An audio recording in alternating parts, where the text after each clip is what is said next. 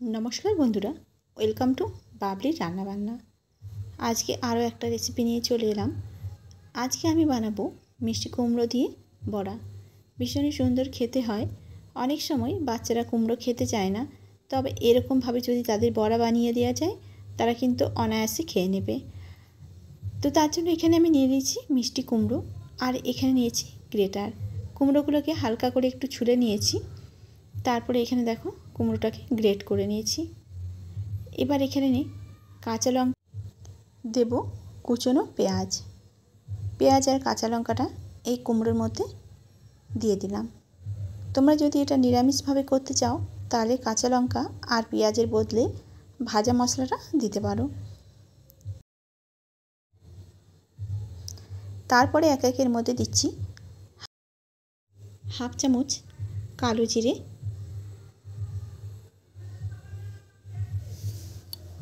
দেব কাশ্মীরি লঙ্কার গুঁড়ো।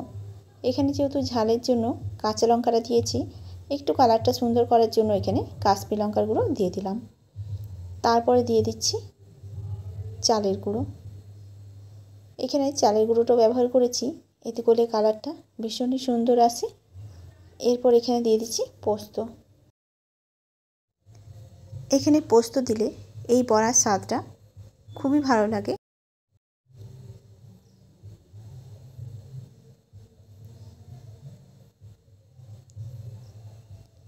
এবার পোস্তটা দেওয়া হয়ে গেলে স্বাদ মতো নুন দিয়ে ভালো মতো করে আমি মেখে নেব।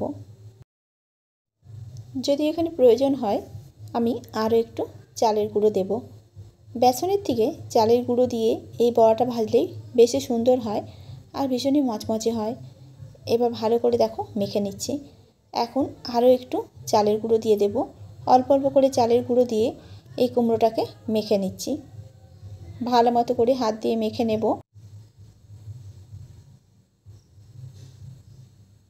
কুমড়োটা এখানে ভালো মতো মাখা হয়ে গেছে। আর বেশ দেখো এরকম একটা বড়ার শেপ দিলে সেটা দেওয়া যাচ্ছে। এবার অন্যদিকে কড়াইয়ে সর্ষের তেল গরম করতে বসিয়ে দিয়েছিলাম। এবার একে একে বড়াগুলোকে তেলের মধ্যে ছেড়ে দেব। গরম গরম ডাল ভাতের সাথে খেতে এই বড়াটা ভীষণই সুন্দর লাগে। এক দিকটা যখন ভাজা হয়ে যাবে অন্য দিকটাও আমি পাল্টে লাল লাল করে একটু ভেজে নেব। এক দিকটা দেখো ভাজা হয়ে গেছে, এখন পাল্টে দিচ্ছি। আর যেহেতু চালের গুঁড়ো দিয়েছি এতে করে খেতে আরও বেশি মচমচে হয়। বড়ার কালারগুলো খুব সুন্দর এসছে। এক দিকটা পাল্টে দিয়ে আবার আরেক দিকটা আমি হতে দেব। যেহেতু পোস্ত দানাটা দিয়েছি এতে করে বড়াটা দেখতেও সুন্দর লাগে আর খেতেও ভীষণই টেস্টি হয়। এখন দেখো বড়াগুলো দুপাশটাই ভালো করে লাল লাল করে একটু ভেজে নেব। সন্ধ্যেবেলায় চায়ের সাথে খেতেও কিন্তু এই বড়াটা খেতে ভীষণই সুন্দর লাগবে। আবার ডাল ভাতের সাথে খেতেও খুবই ভালো লাগবে।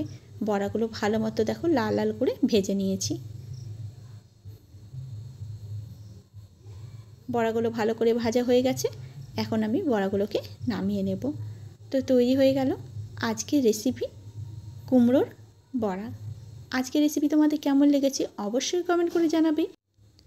আর যারা প্রথমবার আমার এই ভিডিওটা দেখছো তাদের কাছে অনুরোধ রইল চ্যানেলটিকে সাবস্ক্রাইব করে রাখার জন্য। তো আজকের মতো রান্না এ পর্যন্তই। দেখা হচ্ছে অন্য কোনো দিন নতুন রান্নার সাথে।